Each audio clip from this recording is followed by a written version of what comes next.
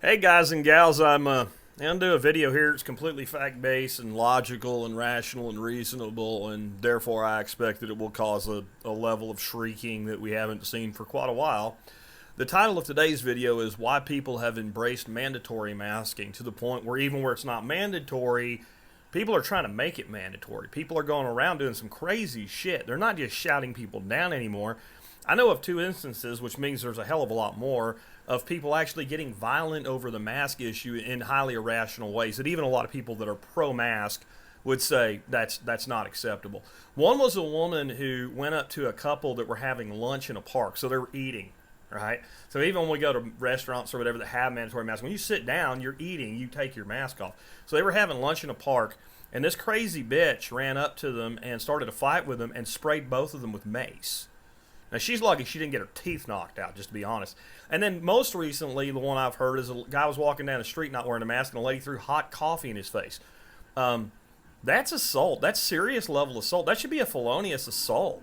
Because you can seriously, I mean, remember the whole hot coffee McDonald's thing, warning label, lady had like deep second degree burns on her. I mean, you see what I'm saying, right? This is irrational behavior.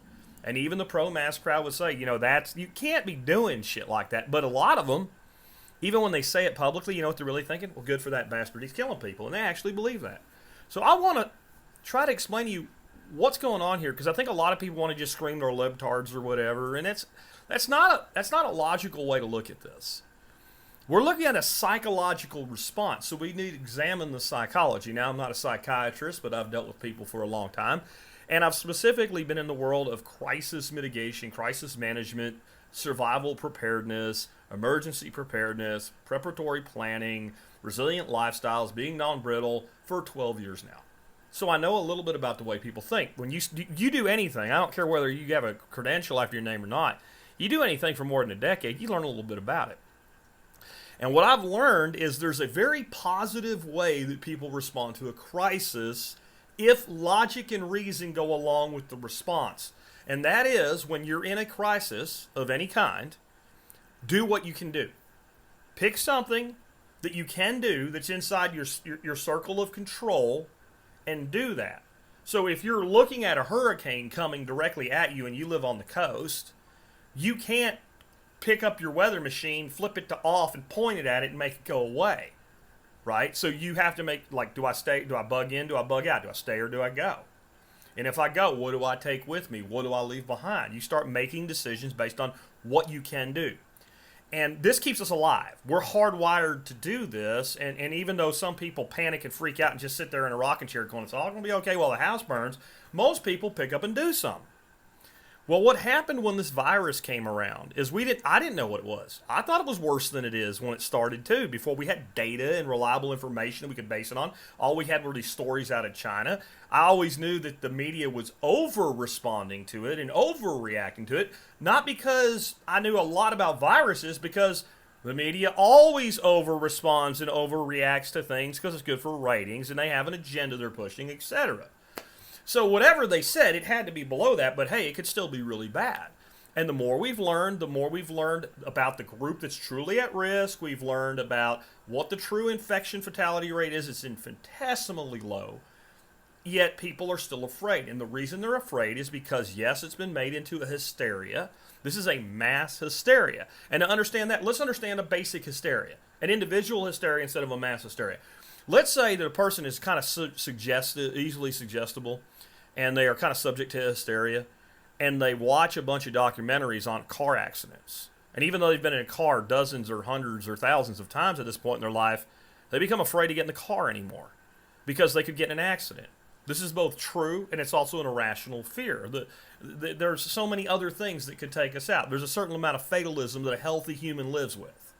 Otherwise, we'd sit around stressing about all the ways we could die every day until we killed ourselves with stress hormones. So we get over that. But this person may even show some logic in their thinking, which would be they've watched all these and they've learned that a significant portion of fatality accidents occur because one party or the other was consuming alcohol. And so that most of our fatalities occur after a particular period of time at night.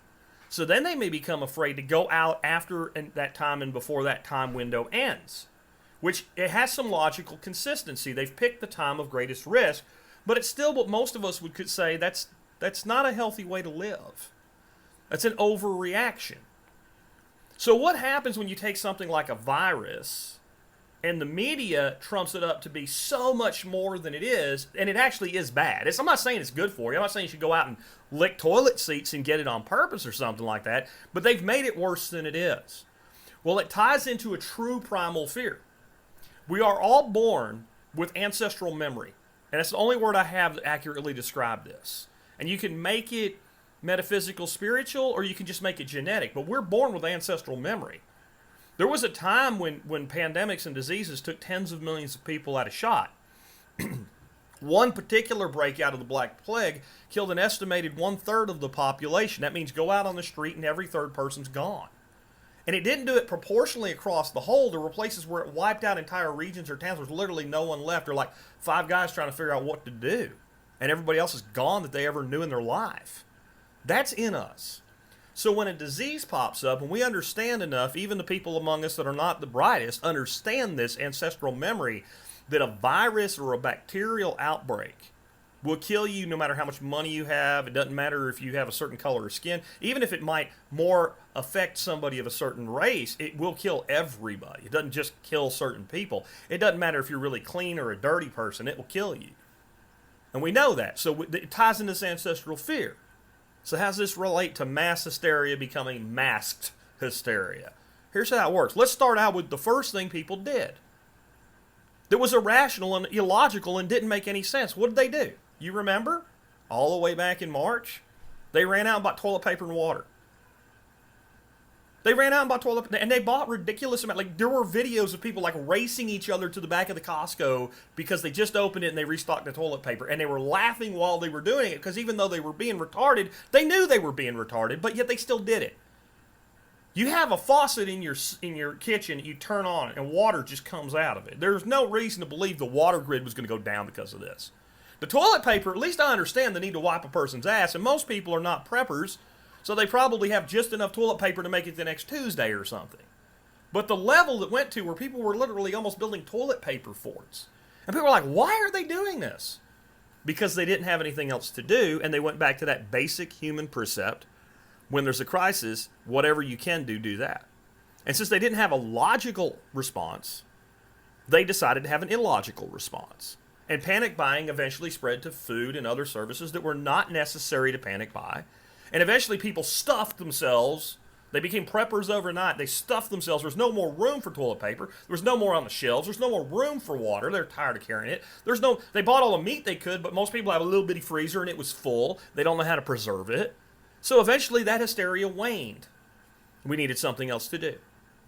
Because now the panic was really ramped up. And it became real because you saw all of those shortages that you helped create. Now, nobody was running around wearing masks then. In fact, the experts, and I use that term loosely with these people, were telling you the truth for a change. That there's no medical science, and there's no scientific proof whatsoever that cloth masks in particular, or even N95s, reduce the spread when used in mass. There are a dozen plus studies done over 70 years on influenza, which spreads the same way. It doesn't matter, it's a different virus. It spreads the same way. That has 2 absolute conclusions. These are randomized, controlled tests. All right? That means all of the data was equalized out, so you had like-kind groups in both sides, and the data was analyzed, and the same illness and the same situation where they had masking and they didn't. Again, this goes back 70 years. And every single one of those studies came to the conclusion that, number 1, masking did not reduce the infection rate. And number 2, it caused additional problems with respiratory illness because of the way people wear masks and buildup of bacteria and other viruses that were now going into them that never would have before, and the inability to clear their lungs of toxins. And they also kind of pointed out the obvious that trying to stop a virus that's itty bitty teeny tiny with the mask fibers, which are really big compared to the virus, is kind of like trying to stop a garden hose with a chain link fence. A little bit will get knocked back, but most of it still goes out and about. And if you doubt this, if you know someone that vapes or smokes, have them put one of these masks on, take a big long draw and exhale. There goes your exhale. So it might reduce droplets a little bit here and there, but for asymptomatic people, that really didn't make any sense. So we have this conclusive proof that's immediately available to anybody that looks for it that says this has been tested and this does not work. And when they were telling you the truth about that, they gave you something else to do. Flatten the curve, stay at home and save lives. Have you noticed you haven't heard either of those terms for a very long time?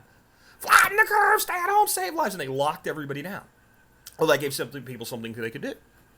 They stayed home and binged Netflix, and they thought they were the next World War II generation because the TV told them that they were being heroic by staying home and binge watching Netflix.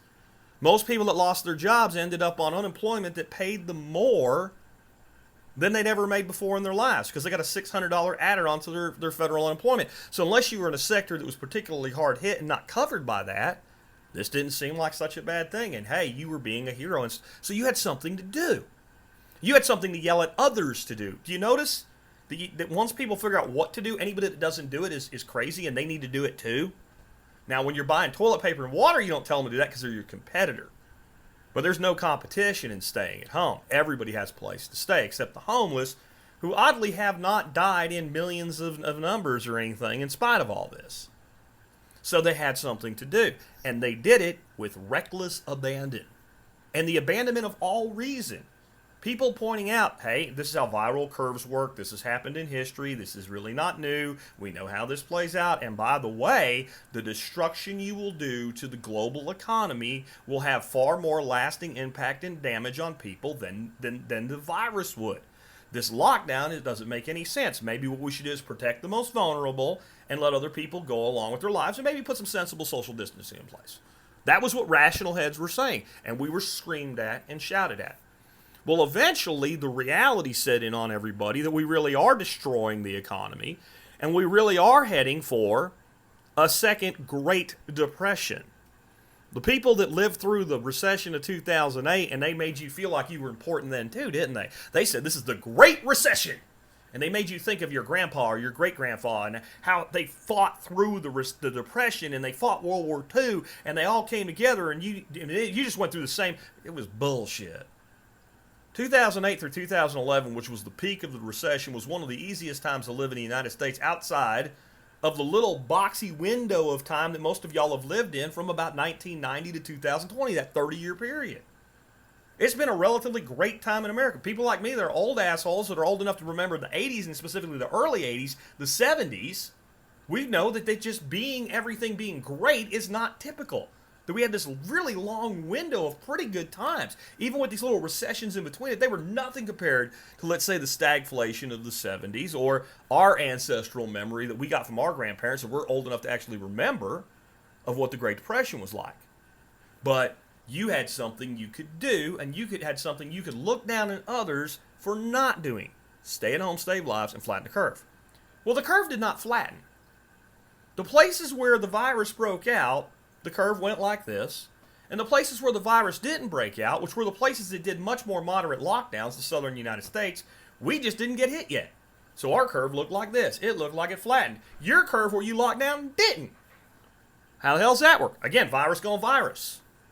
It just hadn't come to Florida or Texas or Georgia in reality yet. It did not come in its surge. A virus will surge through a population. You can lock down all you want, and all you do is when you say flatten the curve, this is what a lot of you don't understand. Okay, this is the big, giant curve. This is where, the hospital gets overwhelmed. When you flatten the curve, there's still the same number of people in the curve.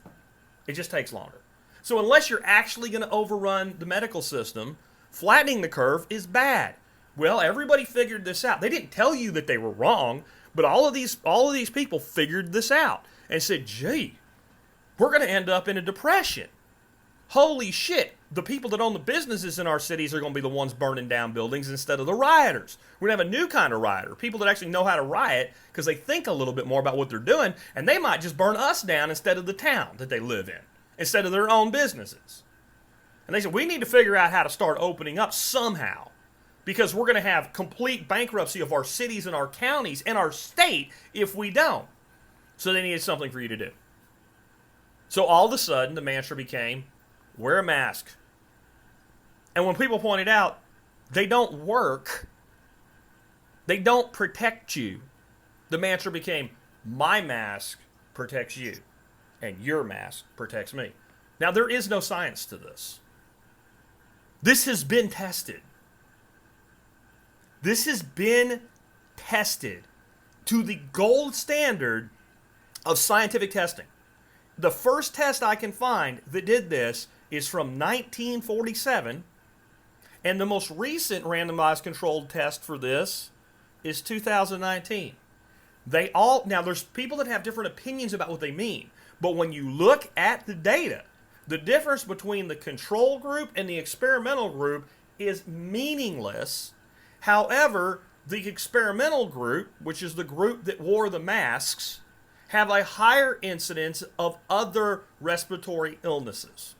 This is scientific fact. So how do you get to a place where you have all this data that says masking doesn't work, it doesn't protect, it doesn't do what you think it does, and yet people run around throwing coffee and macing people because they're not wearing a mask, where they don't even have to wear one according to the mandate that is in place? Most places, if you're exercising or walking or whatever, like and you're out and about and you're moving and you're outside, even places with mandates, most places don't say you have to keep wearing your mask in that situation. In Texas, we don't have any kind of mandate like that. We have mandatory masking mandate, but it applies when you go in buildings. They're not bothering anybody anywhere that's outside about this, because it doesn't make sense to. The virus spreads through aerosols, mostly indoors. And the aerosols are fine enough particles that they go right through your flipping mask because math. So how do you get to a point where people actually have taken this on to where if you don't do this, you're actually a horrible person trying to kill grandma? Where I've actually been told it's people like me that killed somebody's elderly parent. This elderly parent was in Tacoma, Washington. They were 96 years old in an elder care facility. And when I did a video that said, I don't wear a mask when I go fishing in the woods by myself, I was told it's my fault they died. Where do you get here? Same thing, toilet paper, stay at home, save lives, flatten the curve. The people of this country are very easy to convince with something as simple as a slogan. That's why marketers like me are so damn effective at getting your money from you into my pocket. Because, yeah, I've been in survival preparedness for 12 years, but my background and what made me successful with it is marketing. I've worked and I've done marketing for some of the biggest firms in the world. And I'm telling you, if I can get a catchphrase in your mind, and it's positive toward the action I want you to take, that a significant number of you will do it. This is marketing 101. It's also basic psychology. So if I can get you to chant, stay at home, save lives, at the same time that you believe you must do something and you don't know what to do, the more times you hear it, and in marketing we know the magic number is 7. That 7 exposures to an idea is generally necessary to convince a person 100% of that idea. And once you're convinced of it, no matter how strong the evidence to the counter might be, it's very difficult to move you off of that. Because you get into a place where you become comfortable. So 2 things set in. Perception bias, the way you examine everything is based on a bias, and confirmation bias. You seek out information that validates your existing belief. And when challenged with it, the reason people start shrieking autistically and screaming and yelling and saying completely irrational things is known as cognitive dissonance.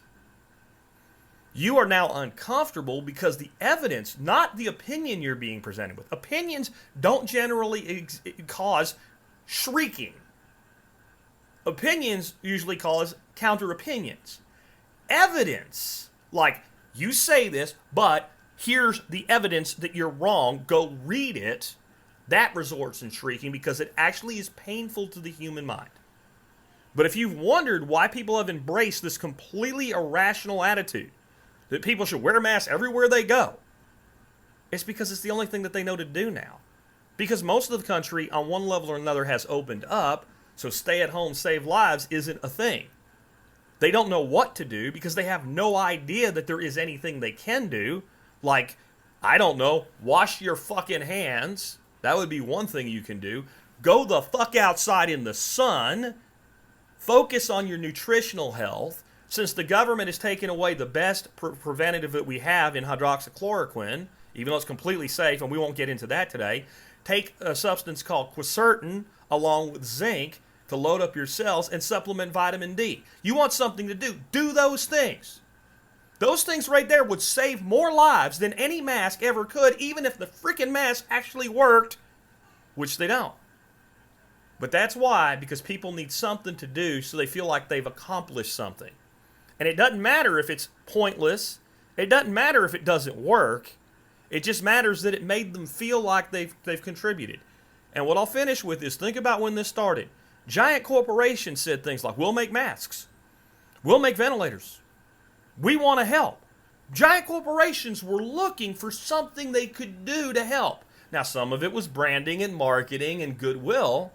But in the end, giant corporations, as soulless as we think they are at least in part run by thinking, feeling, caring human beings. And when they were put into crisis mode and they realized this could be my son, my daughter, my mother, my father, they said, I have to do something. So all of a sudden a car company's going to make ventilators, even though it wasn't really necessary. Why? Something it can do. You're looking at mass hysteria, and when you have mass hysteria, it will embrace an action. Here's the problem. As bad as this one is, the next one that they embrace might be a hell of a lot more dangerous and detrimental to their fellow man. They claim they're trying to save others. They're not. They're not. A recent survey asked millennials, what percentage of people do you think have died in this country of the coronavirus? Total percentage of Americans. The number was 9%. That's not stupidity. I know a lot of people like to beat up on millennials. That's not stupidity. It's fear. It's irrational. It must be a big number. It can't be less than 1%. It can't be a fraction of a percent. It can't be that, or we wouldn't be doing this. We wouldn't be wearing masks and staying at home and saving lives and buying bottled water. It has to be. No, it's not. In fact, this disease is running its cycle, and in another 4 weeks, not only will... what I've said recently is the media has placed COVID on life support. COVID's now on life support. What they're beginning to do now, because it's going to be really necessary about 4 weeks from now, they're begging us not to pull the plug on COVID's life support. This disease is cycling like all diseases cycle through. It hits the most vulnerable in any place that it surges first. It cycles through, it reaches an infection rate of somewhere in the neighborhood of 20%, and it burns out, just like every coronavirus that came before it. But if you've ever wondered why this is so easy to get people to do, it's that simple.